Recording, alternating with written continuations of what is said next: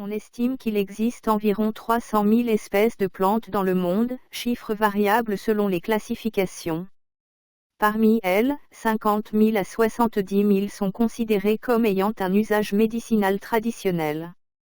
En revanche, seulement 5 000 à 6 000 plantes ont fait l'objet d'études scientifiques plus ou moins approfondies, pharmacognosie, chimie des substances actives, essais biologiques.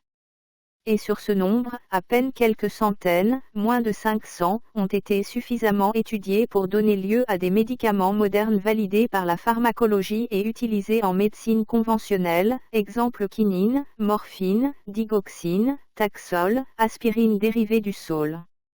Donc, moins de 2% des plantes du monde ont réellement été étudiées en profondeur par la science moderne, malgré l'immense patrimoine ethnobotanique. Des grandes inquiétudes des chercheurs. Chaque plante qui disparaît, c'est potentiellement un remède perdu à jamais, principes actifs uniques qui n'existent nulle part ailleurs. Un savoir traditionnel qui s'efface. Et une biodiversité affaiblie, ce qui diminue la résilience globale des écosystèmes. Quelques chiffres pour situer l'enjeu. Selon l'UICN, environ 20% des plantes sont menacées d'extinction.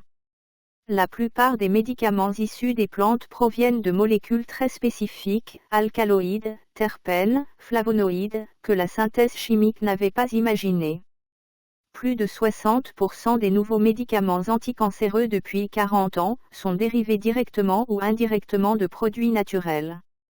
Donc oui, la perte d'espèces végétales réduit sérieusement nos chances de découvrir de nouveaux traitements. En clair, protéger les plantes sauvages est aussi protéger notre pharmacie du futur.